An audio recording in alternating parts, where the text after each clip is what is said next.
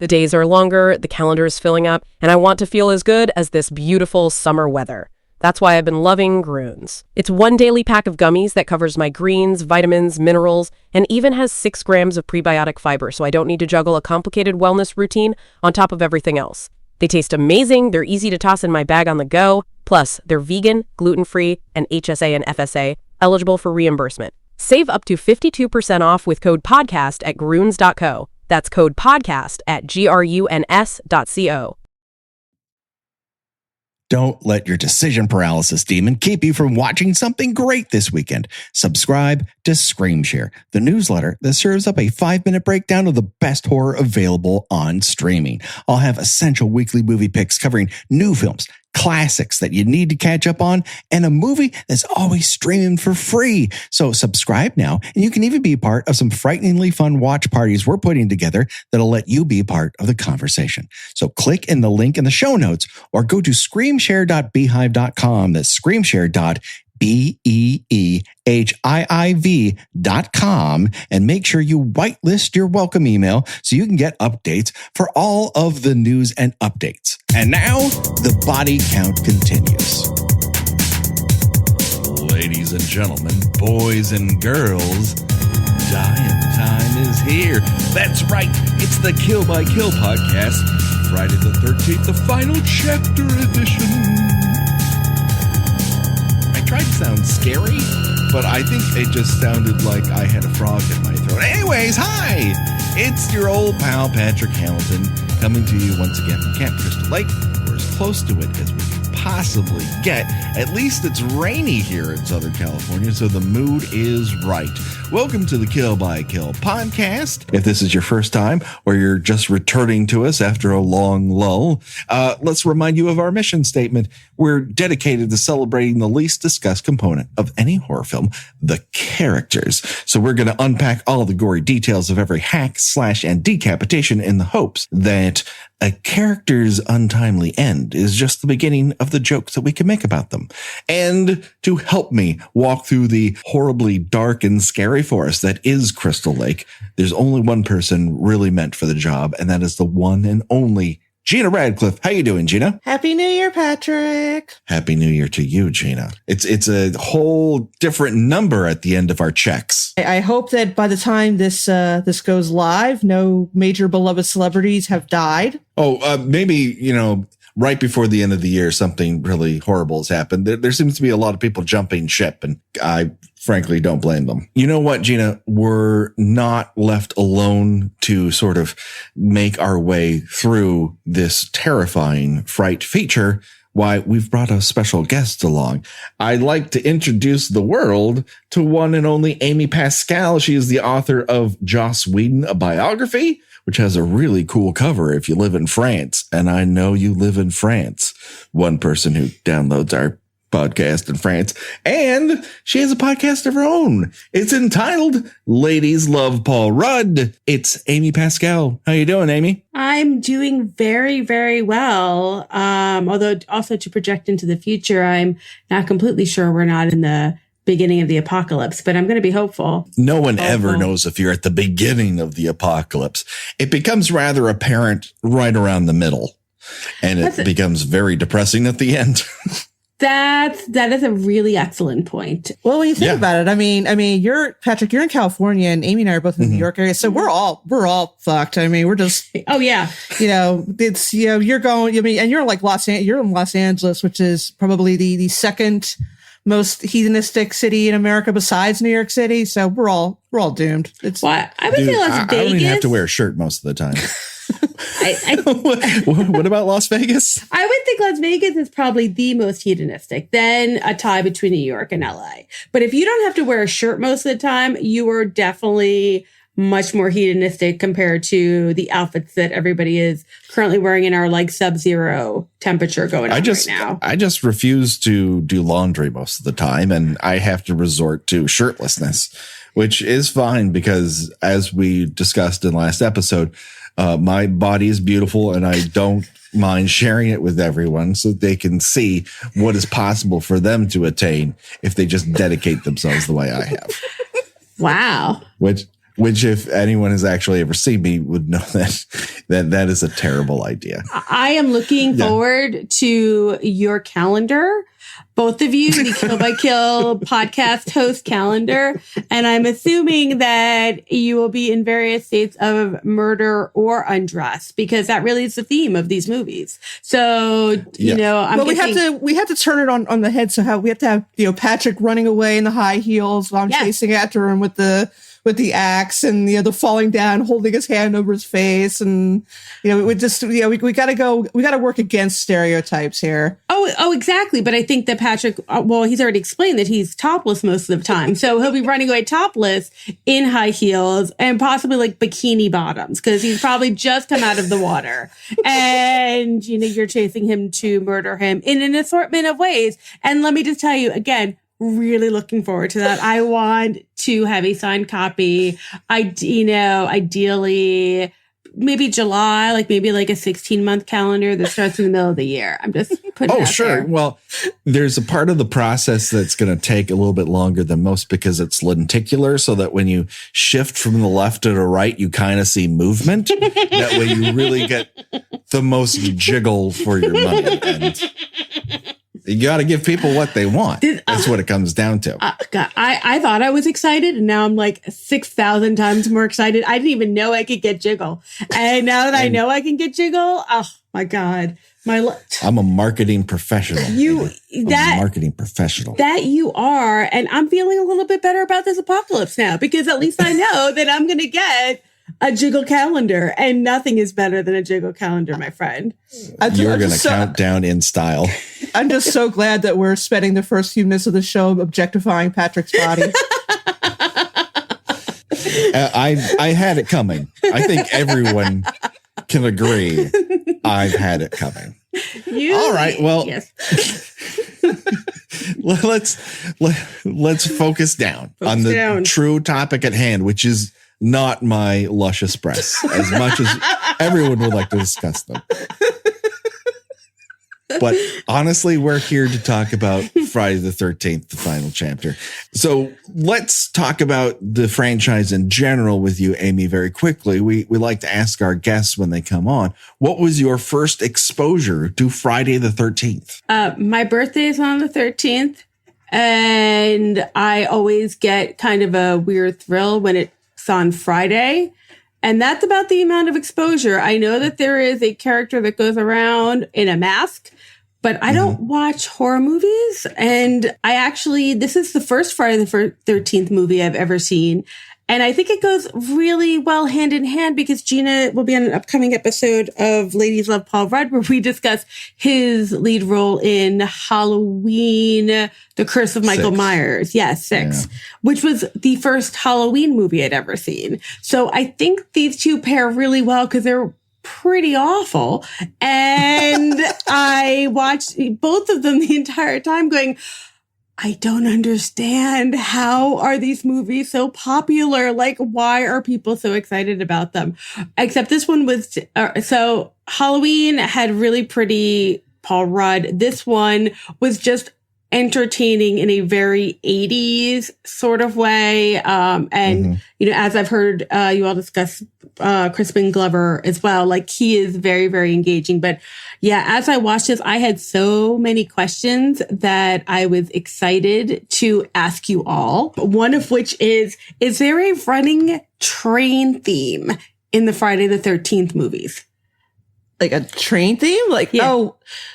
Well, there was in part 2, there was a train museum No, that's part 3. Oh, part 3, right. The train museum in a crappy convenience store. I mean, if there is, I don't think it's intentional, but I think it's just because it maybe sort of just a typical backwoods sort of small town symbol. So you think of trains, other side of the train tracks. I'm completely shooting in the dark with that, but this is what I've noticed. Every time there was supposed to be a creepy scene, whether I'm assuming it meant that Jason, it's Jason, right? Yeah, it's Jason is in the background, or he's about to kill somebody, you would hear choo, choo, choo, choo. Wait a second. Time out. Are you telling me You believe that the kill. Oh, it was kill. That's what it was. Is a choo-choo train? Yes. I thought he was. I knew it was someone saying it. I didn't know it was kill. The entire time I thought it was choo. Well, that would be a train thing. Exactly. You're right. That's why I was like, okay, was he obsessed with trains as a young child? Is that why he goes after people and killing them, going choo? Oh my god! You know what? I don't know if any other revelation is ever going to break me the way this has. I feel unmoored. Like I don't know where I belong. I know my feet are on the ground, but I don't feel like I'm connected to the earth. Gina? Grab onto his ankles before he floats off into orbit. Now, to be fair, when I was a kid, I had a classmate who said, "Oh, well, that's supposed to be his breathing," and I'm like, "It's his breathing? Does he have something caught in his throat?" Yeah, that's that doesn't make any sense either. And he's like he's Darth Vader with a stutter. But yeah, I'm now never going to be able to watch the movies anymore without thinking, there's a 9:30 train going by to New Brunswick. Can I just say the shock that you guys had in learning that I thought it was saying choo is the exact shock that I felt when you were like, what do you mean the kill? Because I never once heard kill. I thought he was saying choo, and that he had like some sort of weird train obsession, and that like when he went to kill people, he was like, there was some train association he made, and that's why he was like kind of doing that quietly. Choo. Well, and I was, I had mentioned Patrick briefly before we started recording that I had a very big misunderstanding about the kills we were going to discuss. And I don't know if I should bring it up now and just kind of get all of my ridiculousness out of the way so you know who you're dealing with, or I should just wait till we discuss Ted. I mean, why don't we start off with Ted? Ted is the first person we're going to talk about. Mm-hmm. So, people are in the movie for a while at this point. Yes. We're down to the last sort of third of the movie. And to catch everyone up with who is left alive at this moment in time, let's talk about it ever so briefly. Mm-hmm. As we like to do, those left alive include Tommy Jarvis, who looks like he should be selling Ovaltine full time. And then we have Trish Jarvis, who's both allergic to pants and addicted to fruit juice. And finally, last but not least, is Rob, who's a shitty monster hunter. And to me, appears to be the brawny man's less successful, still living at home with his parents sort of younger brother. And that's pretty much it, with the exception of who we're talking about today. And number one up to bat is Ted, who, Gina, ever so briefly, I was wondering is Ted the version of the trickster character that we found a thread through in the other films? He was at the beginning, and then definitely mellowed out after he smoked a little bit of the marrawita. He other than giggling nonstop, most of his dialogue after the first 45 minutes is ha ha he ha ha he makes some sort of remark about the old timey nudie movie he's watching. I mean, like I said, he started out as really obnoxious and like the kind of, the guy who wants to think he's a player, but of course he really isn't because he's traveling with his fucking teddy bear. Oh, God. And using the teddy bear as a prop to try to get women to make out with him, to absolutely no one's surprise, this does not work. I am curious if it has ever worked for him. It's so odd as far as a come on line to say, you see this inanimate object that I happen to share a name with, make out with it for a little while, then talk to me about it. That is not really a panty dropper. Now, I'm not an expert because I have no panties to drop. I also don't have a shirt to take off. Well, I agree. I thought the whole thing was so annoyingly creepy. It seemed, that basically Ted seemed to be in the beginning a character, or at least throughout most of it, character that like found something that he thought was really funny or really pointed. So you've got like the dead fuck line that was constantly used. Then it became the teddy bear line that was constantly used.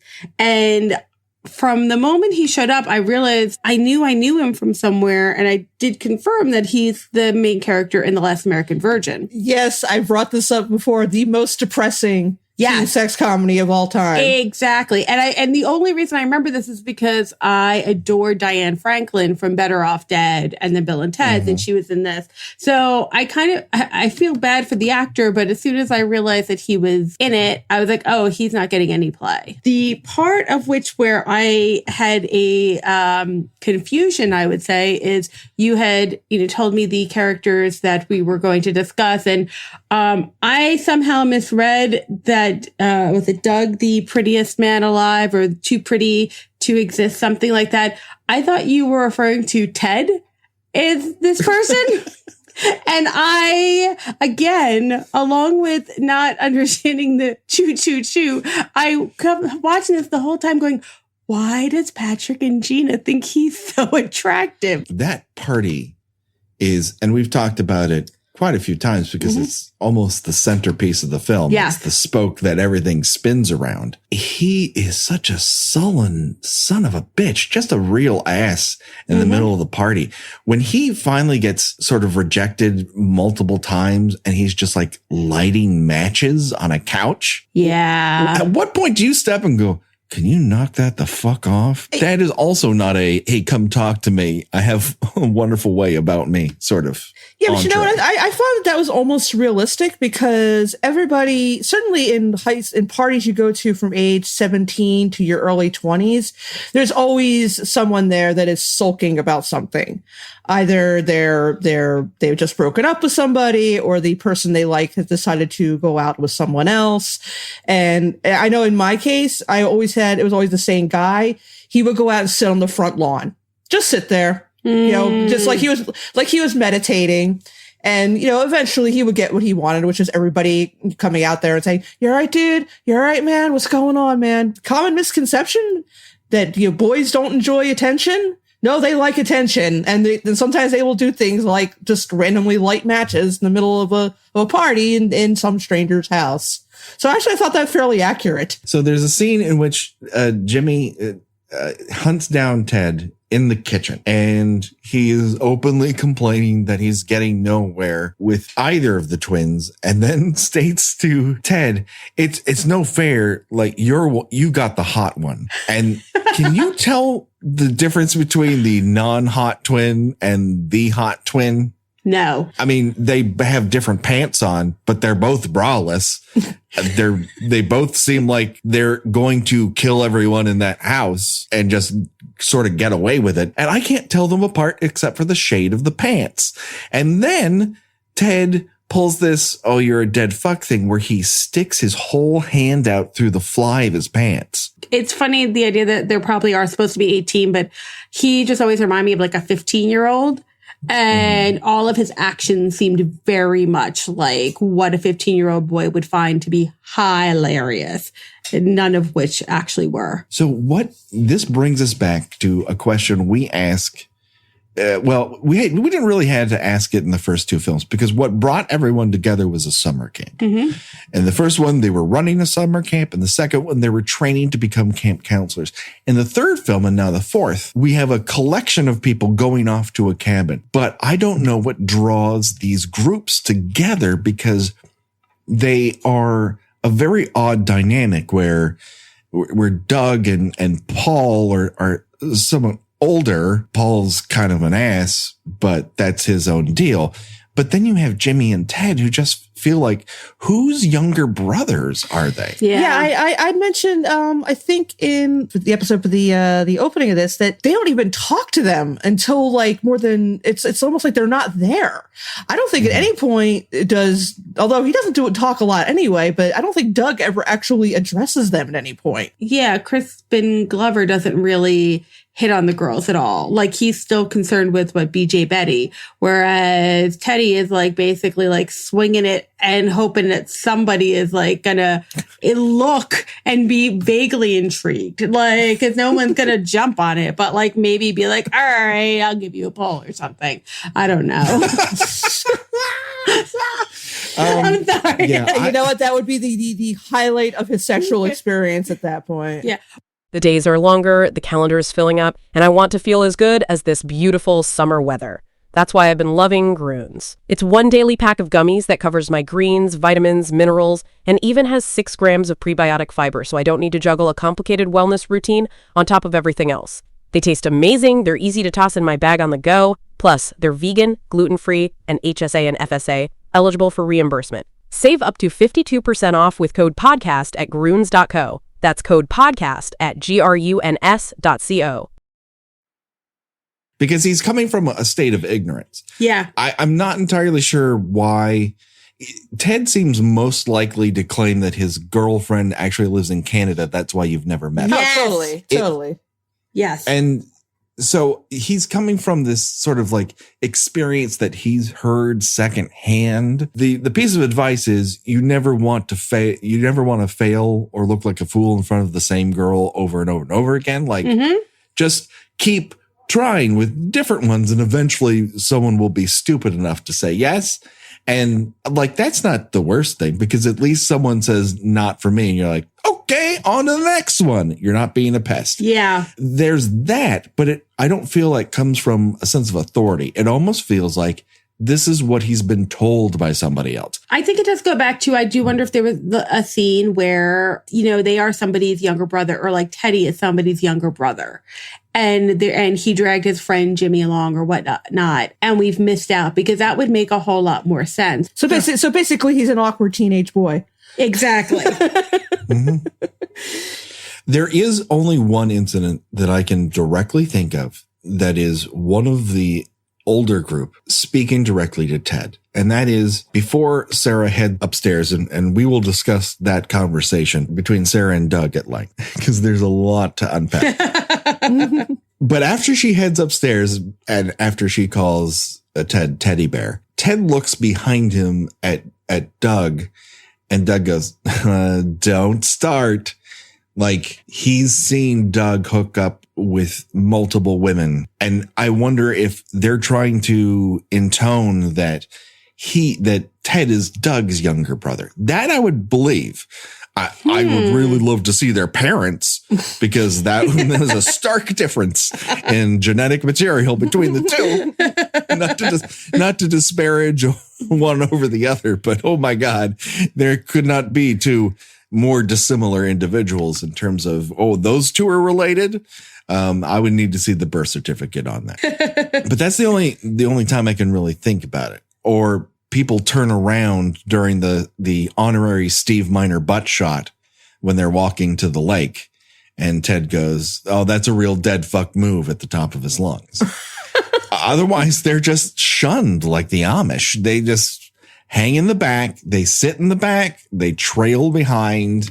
And the less anyone has to interact with them, the better. They're hangers on until the twins arrive. And then the twins set off the fuse of them battling one another out for who's going to actually get their penis touched by one of these, one of these twins. And if it wasn't for Tina's incredible need to just get a penis at some point,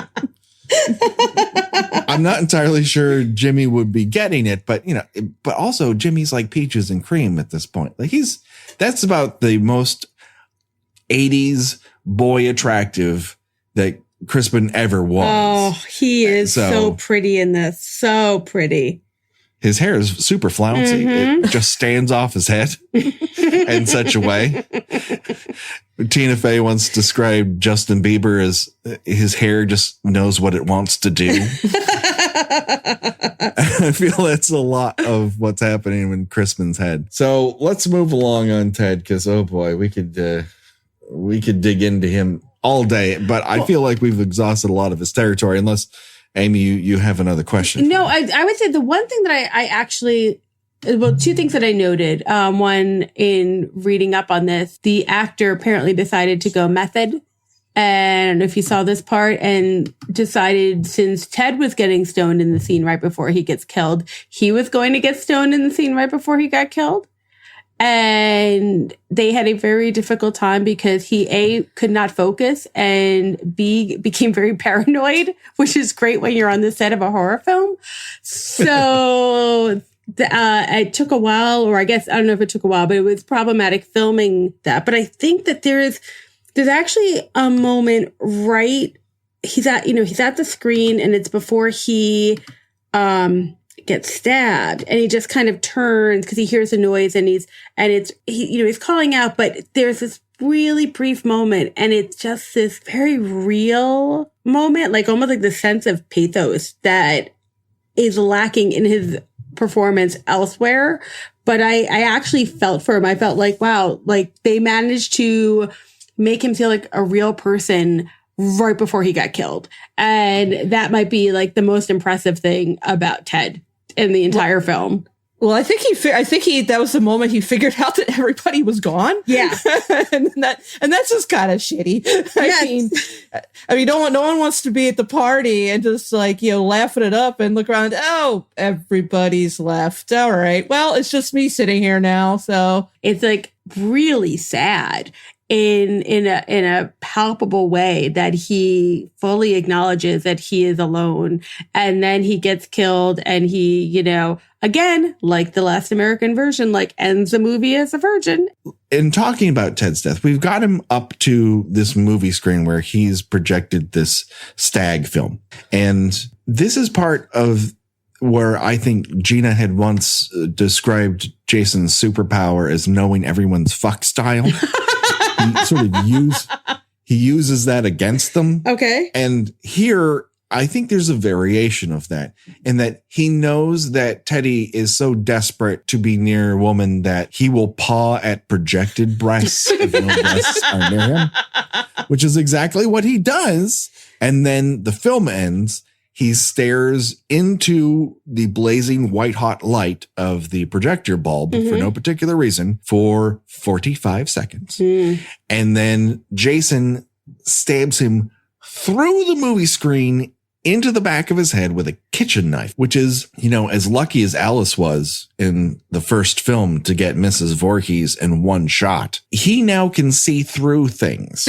Later on, he's going to be able to see through a fucking door. A couple episodes ago, the same character who drowned and supposedly died by drowning because he couldn't swim, just a couple kills ago, swam like a fucking torpedo out into the middle of the lake and started kicking like a water polo Olympian so he could stab someone up through a raft and then kicked it back to the other side. He has become a superhero at this point. It's like he's one of the characters in Fast and the Furious. They've translated from, wow, that guy is full of muscles, to, oh, you can fly across 2 lengths of a freeway, catch somebody and land on a windshield and go, whew, that was a close one. He is now part of the family. Yeah, he is a Fast and the Furious character. And quite possibly also a ninja, because he is going upstairs, he's going downstairs, he's going outside the house, he's going around the house, he's throwing people out the window, he's smashing people's heads against walls, and nobody hears him. And it's like, oh, well, she has the hairdryer going on. That's why she didn't hear anything. Oh, well, Ted is watching a movie. You're not going to hear somebody flying out of a window and landing on top of a car. Unfortunately, that puts Ted in the ground, at least for our discussions, but he'll live forever in the Friday the 13th universe. R.I.P.D. Ted. Kill, kill, kill, kill. Break, break, break, break, break. Well, hello there, killers. We're taking a break in the action to remind you about all the great podcasts that are available to you right now at the Ear Trumpet Audio Network, like The Songs That Saved Your Life. Now, we've talked about Gina's episode, but I recently recorded one where I had the great pleasure of talking about my extensive hip-hop dance career and what a gigantic, insufferable nerd I was in high school, and probably a lot longer than that. Anyways, Check that out today. It's the songs that saved your life, but that's not the only great show over at the Ear Trumpet Audio Network. Also check out Pet Cinematary, Ladies Who Library, Lifemark, The Realist, Taxes, and Tater Tots. Please Don't Send Me to Outer Space, and many more are on the way. All of them are available at eartrumpetaudio.com or wherever you download podcasts. We'd also like to thank the killers who've been chatting with us on Twitter. Podcasts like Rogue Riffers and Halloweekly, Bloody Popcorn, That Horrible Woman, and the Excessively Diverted podcast. We've all been having great back and forth, and they've been sending out love and talking about stuff on the show. And it's a great conversation. Even at accounts like All Hollow Haunts and at Valkentine. I don't know how to pronounce it, but every week that person has something to say about the show, and it's a great conversation. Please be a part of it. We're at Kill by Kill Pod on Twitter. We'd love to hear what you have to say. And now the body count continues. Kill, kill, kill, kill. Break, break, break, break. Okay, so let's move on to our next two, and we get multiple fuck couples in this particular episode. Probably why Friday the 13th Part 4 is perhaps the best of all the Fridays. You get more of everything. Multiple couples and multiple couples who are having sex for the first time. Yeah, I mean, it's got everything. Which is what the most implausible part of this whole movie was for me. Not Jason being able to throw an axe through a door and hit his victim with perfect aim. Not Ted being able to hear the screams of his best friend in the room next door as he gets a hatchet to his face. No, the moment where I most thought, come on, was the fact that it was Sarah's first time. So they're having sex in a shower while standing up. I am totally with you, Radcliffe.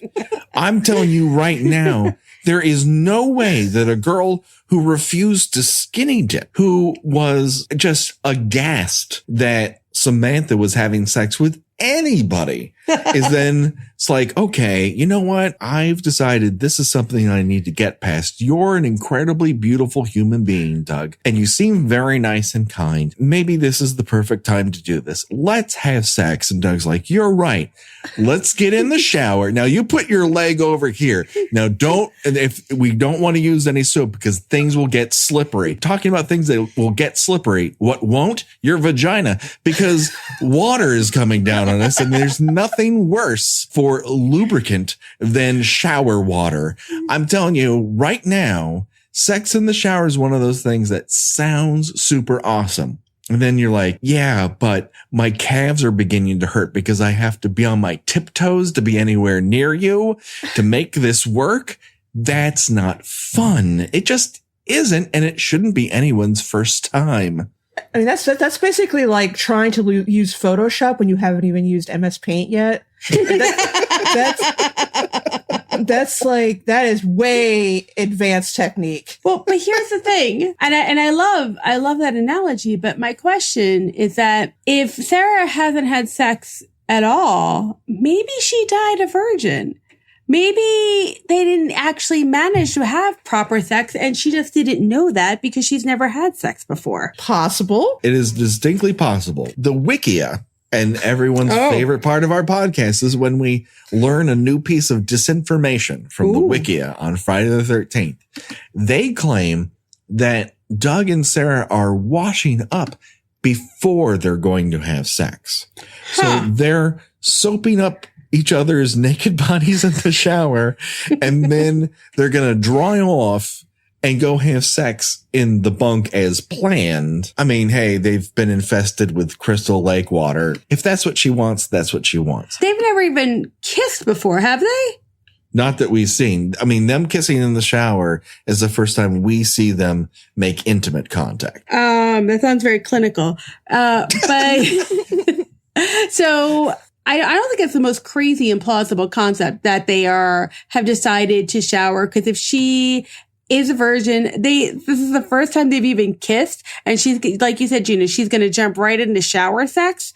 Like, it could be a thing where he's like, all right, like, and she's so skeevy about everything that I can see her just needing a little bit of like, foreplay that is just tender kisses in the shower before she goes off into the bottom bunk and gets bunked or whatever. Get bunked. Get bunked. There's your hashtag. It's always a special moment when our guests come up with the hashtag.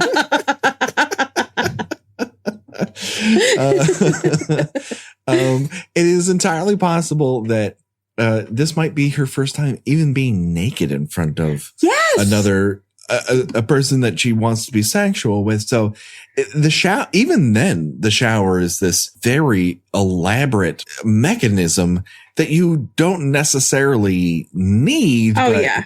I mean, I guess it gets them in a separate room for all the other deaths. They can't hear someone being dragged out a second story window and flung onto the top of a station wagon. And they can't hear Jimmy being stabbed in the hand with a corkscrew and chopped in the face with a meat cleaver. So, okay. All right. But to me, I don't know. It's one of those jetpacks flying cars situation that does not feel believable. I think for a girl who is so concerned with reputations, I can see her being a little bit hesitant, and again, like this is the 80s and we're in a big slut shamey time. I can see her being nervous and being like, let's just make out here for a little while. So now, we've seen her model her panty and bra set that she's decided to lose her virginity in the scene previous to this. So she's decided, like, here's my get up that I'm going to use to seduce this person who's very amenable to having sex with me. All right, fine.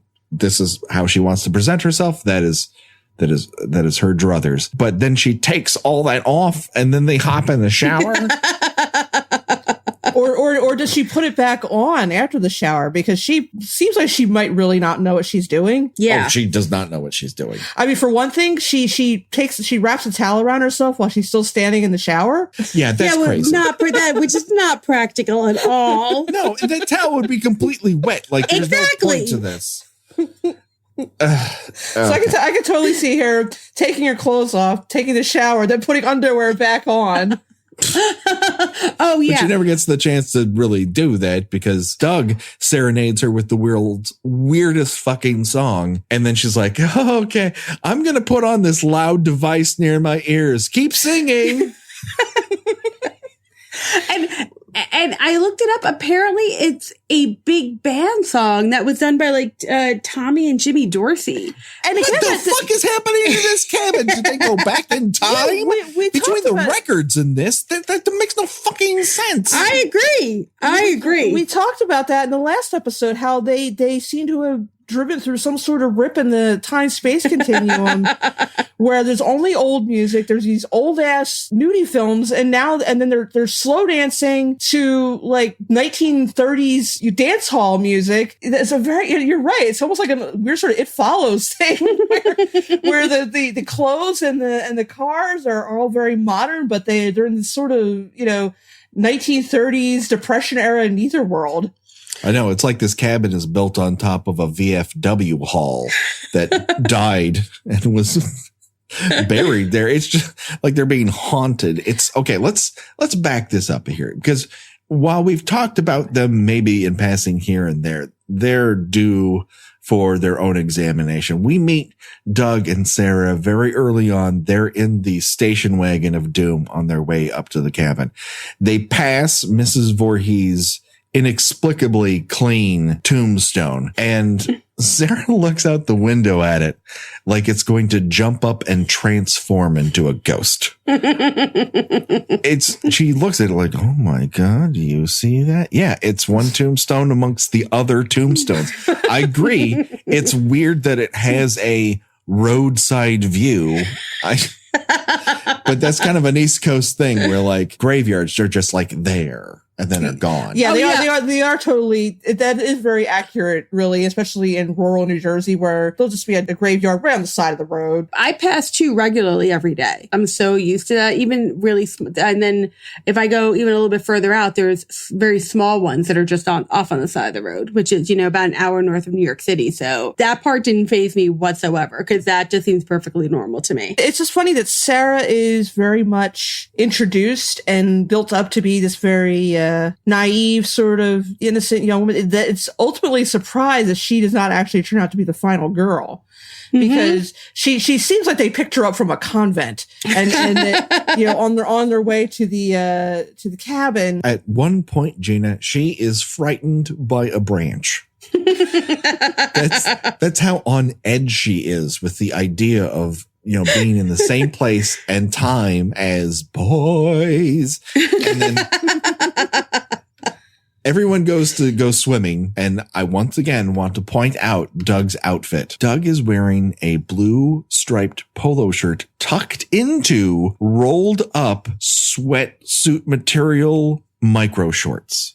That's hot. That's really sexy. I don't know what you're talking about, Patrick. Well, that's the thing. If he was walking around Brooklyn right now, he'd be getting play. But it seems very odd that no one goes, don't walk out of the house like that. That's super weird. I don't care how many NBC shows you are on. Take that fucking outfit off. I realize that you are basically the poor man's Rob Lowe here, but you cannot be seen in public in that booty short getup. They share a lot of common in terms of they both have impossible bone structure, but Rob Lowe at the very least has a light behind his eyes. I mean, even at his most shallow, there was some sort of spark that drew you to him. Whereas the actor Peter Barton, who played Doug, he seems like an empty vessel. And I know he's filled with blood being pumped by a heart, but I'm not super convinced. Yeah, he's not. I mean, I've been watching this, rewatching this movie in bits and pieces, so to speak, and I never remember that his character has any dialogue. He barely speaks. Like every scene that he talks in, I think that's the first time I've heard him speak. The days are longer, the calendar is filling up, and I want to feel as good as this beautiful summer weather. That's why I've been loving Groons. It's one daily pack of gummies that covers my greens, vitamins, minerals, and even has 6 grams of prebiotic fiber, so I don't need to juggle a complicated wellness routine on top of everything else. They taste amazing, they're easy to toss in my bag on the go, plus they're vegan, gluten-free, and HSA and FSA, eligible for reimbursement. Save up to 52% off with code PODCAST at Groons.co. That's code PODCAST at GRUNS.co. And that's what happens when you are a incredibly good-looking person. You don't feel the need to have to learn how to conversate or show there's anything going on behind your incredibly good looks. But yeah, I mean, he's very, very charisma-free. While we're at the lake, Samantha swims up to Sara, who's on a dock. Samantha is nude in the water, and she sidles up to it and says the following. Come on, Sara, let's see what you got. Come on, strip and dip. Strip and dip. Strip and dip sounds like an appetizer at Buffalo Wild Wings rather than a command to a friend. However, it's a command I think I want to start throwing at all of my friends just to see if anybody falls for it. Like, hey, strip and dip.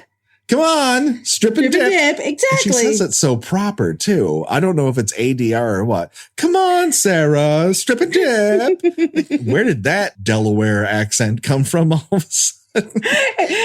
It reminds me when over the summer I was at or last year I was visiting my cousins in London, and their little girls, every time they would say my name, was Amy, and it cracked me up to no end. So it kind of reminds me of like Sara. Now, if a 7-year-old said to me, Amy, time to strip and dip, that would have been creepy. But yeah. Between Samantha trying to get Sara to go skinny dipping and Ted worrying about Jimmy's virginity, this is a group of friends that has a lot invested in each other's nudity.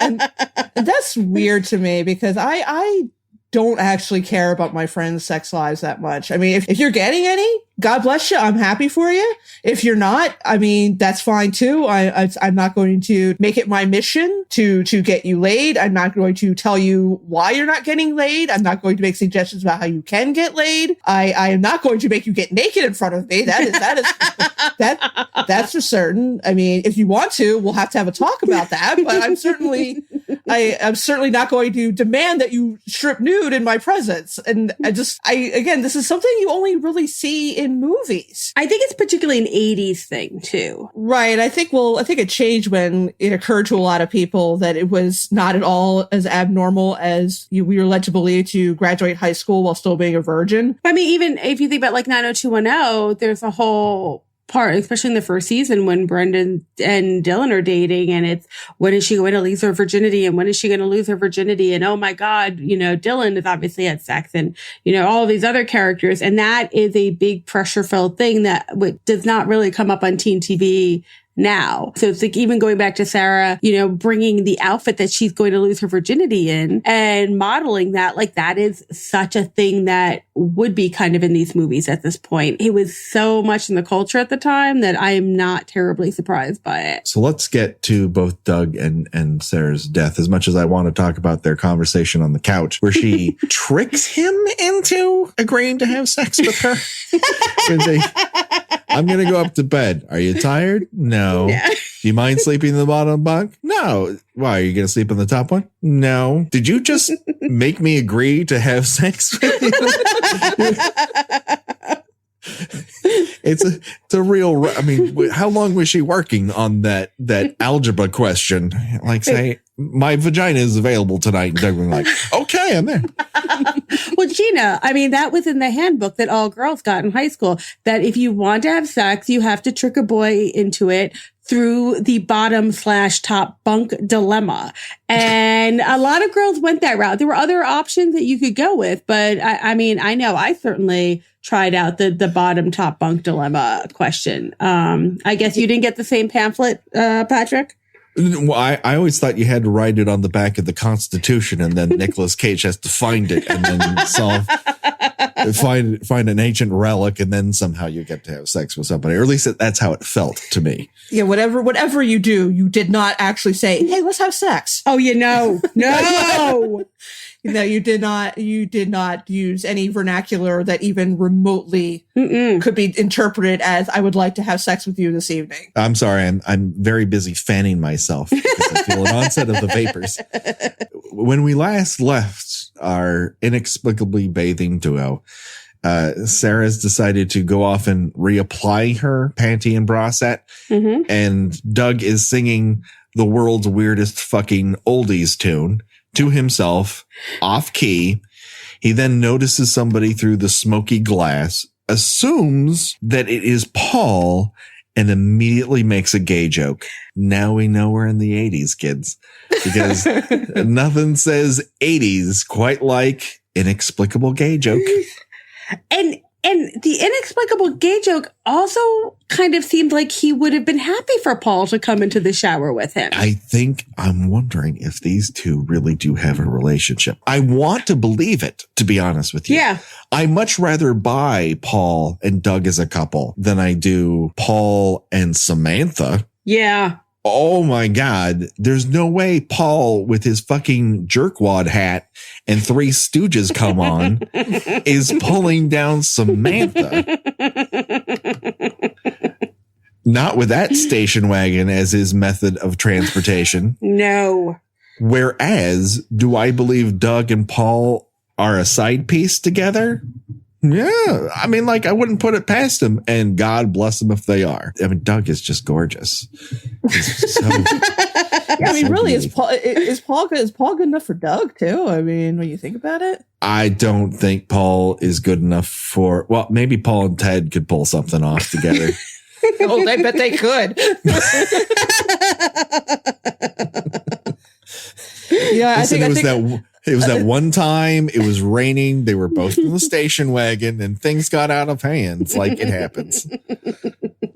I know. I legitimately thought that he would have been very, very happy if Paul had come into the shower as well, because, especially if he was just in the shower with Samantha and was like, yeah, she just wants me to make out, but I just want some like good hard bunking, like I want to get bunked really hard, and Paulie's the one who's going to do it in the shower. Like it's probably going to work a little bit better. I almost feel like Doug is a merman, and the only way he can have sexual contact is to be in the water. Like he's the man from Atlantis or something like that. I don't know. He's a question wrapped in a mystery within an enigma. I love the tone of voice that you get every time you talk about Doug, because it really is just you are so charmed and smitten by him, and it's adorable. That's okay. I just melt. It's fine because me and other female guests have just been like, Crispin Glover. I think there's like I'm allowed to like who I like. No, you should. Your voice softens a little. There's no mocking. I sincerely appreciate your adoration. I appreciate great beauty. I think that they really needed to have Doug and Jimmy get into a sort of cheekbone off because man, those are some chiseled jaws and chiseled cheekbones. Absolutely. Speaking of cheekbones, Doug gets his smashed, one by Jason's hand and the other into the tile wall. This is crazy. He's like Jason Voorhees is like the fucking Hulk at this point. Yeah, this is a good death. This is probably this is the one. I mean, as far as being memorable, this is one that I took me a while to be able to watch it. Mm-hmm. And I was still kind of like, kind of like, kind of looking away a little bit. Cause, I remember, I guess I was probably about maybe 12 or 13 when I watched this. And I was like, oh God, no. And it's like, looked away till it was over because, anything happening to somebody's face, no matter, how nice cheekbones they have, just freaks me out. Mm-hmm. So this is definitely for a largely unmemorable character, except the fact that he's incredibly handsome, it's a pretty spectacular, over-the-top death. I agree. So, I had watched the entire movie just to get a sense of everything the first time. And then I went back and rewatched their deaths to discuss on the podcast. And I have to say that I was super creeped out by his death and, just kind of jumped and made noises of like oh God, no, like sense. And I did it both times, I think when we watched it the third time, I was like, okay, yeah, no, I can't rewatch this one because this was legitimately disturbing and creepy. I'm with you. It was definitely a good death. It's the closest that Friday the 13th comes to Suspiria level. Oh no, don't do that to a human body level horror. Everything it's a little Game of Thrones when that one character basically gets his head torn apart. It's pretty gross. And then Sara comes back in when she does not hear the dulcet tones of Doug emanating from the bathroom and discovers him face down into the broken glass. So we're again adding insult to injury. She freaks the fuck out, Doug, R.I.P.D., and bolts. At least this time when the person bolts, unlike Paul, she knows for sure Doug isn't coming back. Like, you see that and he's not moving. His head is impaled on glass. Like, that's not did you slip and fall situation. That's like, holy fuck, I need to get help. Whereas Paul just swims away from a stabbing victim like it's catching. And she heads down the stairs, gets to the front door. We find that it's locked. And then an explosion happens. And all of a sudden there's an axe in her chest, square in her fucking chest. And just by guesstimating, Jason Voorhees has thrown an axe through a door into a person's chest. I mean, Hawkeye ain't got nothing on this motherfucker. Let me tell you that. I know that the death scenes were very heavily edited in the cut that made it to theaters. It actually took me a minute or two to figure out what happened to her. Yeah. Because at first I thought he shot her. I'm like, where did he get a shotgun from? Because I mean, you're right. The door just explodes. It's entirely built in the editing bay because they shot it in pieces. They shot the exploding door, and then you cut to the axe already in her chest. All of the action is implied via the movement of the camera. So I'll give Chuck Zito this. He knows how to make these death scenes super memorable. He doesn't know what to do with actors. Luckily, he casts some interesting people, but that is entirely built within the camera, and it works. It doesn't make a lick of sense, but it works. We should put that on a fucking t-shirt because we say it every goddamn episode. I mean, there's like 2 hits in the door that like the axe is coming through. So you see a little bit breaking through the door, just a little bit. And then the axe was in her chest. And actually the first time I watched it, I was really confused because I didn't realize that she saw Doug. I thought she saw Jason in the bathroom and was running away from him. So then I was really confused how the axe came through the door. But it goes along with your ninja theory that he could have like jumped out the bathroom window and came around to the front door to take her out. But I'm really glad that both of you also felt that this made absolutely no sense, yet it was really jarring and disturbing because I kept thinking, like, am I missing something? Like, there seems to be some big part here. I do not understand how this went through the door. I do not understand. He's a wizard and he's apprehending. That's what you're missing.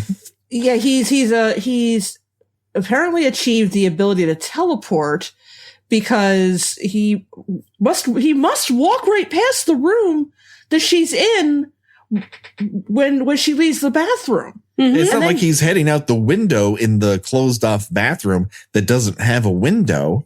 Yeah, so, I mean, we've all seen how tiny bathroom windows are. So he must just, his 6'5", 220-pound self in work boots must have just, glided right past her. She has the hairdryer on. That drowns out everything. Mm-hmm. And, goes downstairs, waits outside the door because he knows she's going to come running down the stairs and try to go out the front door. I mean, because he's also, he also has the power of prescience. He knows everyone's, sort of panic reaction, I suppose. Yeah. The sort of yin to the, I know your fuck style yang. He's a feral backwoods Sherlock Holmes. He's always one step. He's always one clumsy, giant, filth covered footstep ahead of everybody. So who taught him how to do this? Like raccoons? Because that's the only animal I can know of that's this fucking sneaky. So let's get down to everyone's favorite game show in these United of States, at least for now. It's Choose Your Own Deathventure time. So, Amy, we're going to decide what way we would die if we had to die in one of the ways that we talked about in this particular film. So your choices are knife to the back of the head, a la Ted, face crushed in the shower, a la Doug, or axe to the chest, a la Sara. Amy, you're our guest. You get to go first. I'm going to go with Ted's death because I definitely do not want Doug's death, and I don't want to watch somebody like squishing my face so that I die. I do kind of like the appeal of someone apparating and just throwing a axe at me and I'm dead like immediately. But she had the fear that she was like running from there. And I think there's something about Ted's death where he just contemplates that he is the only person left. He is alone in his life. He will always be alone in his life. And that kind of resonates with me. And then he dies. And I think like, yeah, kind of contemplating my solitude on this earth and my own mortality. And then being inexplicably and unexpectedly murdered. Okay. Do understand that you will be found with a spooled up porn film. I'm fine with. That part I am totally fine with. Because it's like, it's like from like what, the 20s or the 30s. It's classy porn in particular. I'm good with classy porn.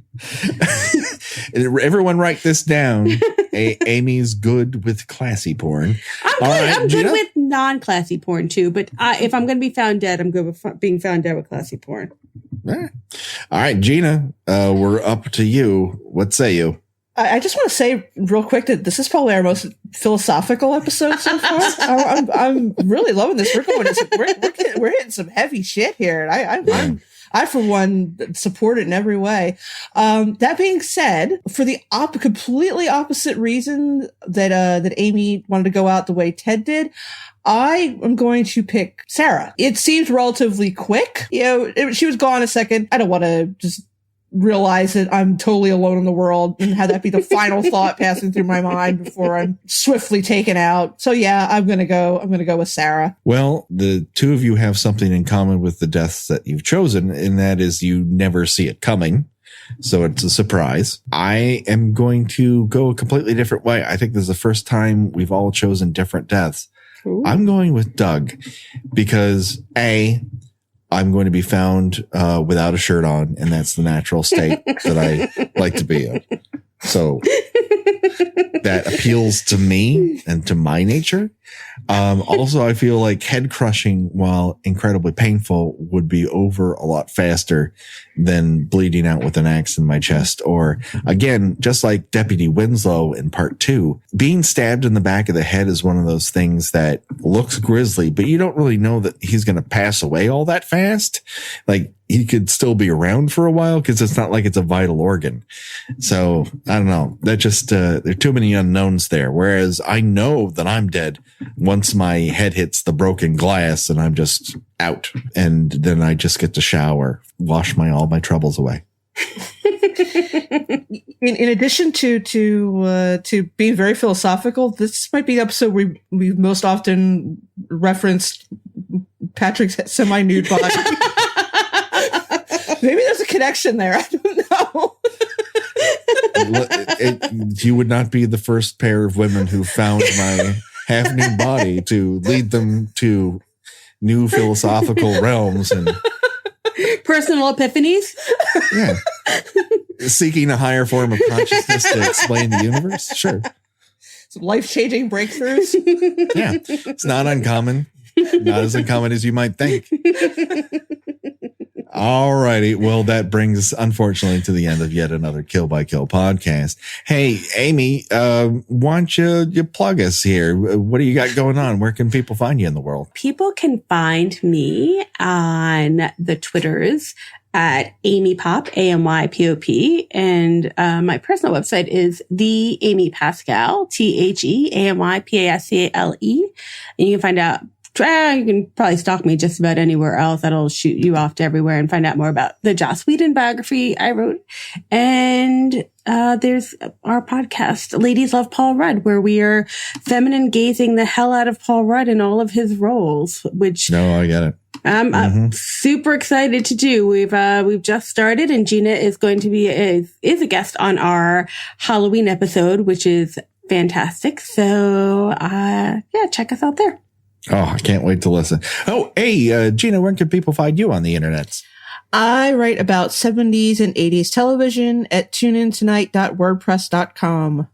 That's right. People, check it out. Hey, do you want to talk to us? You know, there's a couple different ways to do it. One, on Twitter at KillByKillPod. Two, if you want to email us, it's killbykillpod@gmail.com. Also, if you would like to rate and review us on iTunes, we would love for you to do it. You know what? There's a great way to add to this, and that is to tell us about your favorite death in the Friday the 13th series in your review of the show. If you do that, we will read it on the air once we see it and record whenever the hell that is. That's our guarantee to you for now. Who's to say where we will be in the future? Because, well, we all know it's going to happen a couple of weeks. Oh, anyways, hey, let's get the fuck off of that topic. This has been the Kill by Kill podcast, and I've been so happy to be with you. For myself, Patrick Hamilton, and for Gina and our guest, Amy Pascale, it's time to say bye-bye.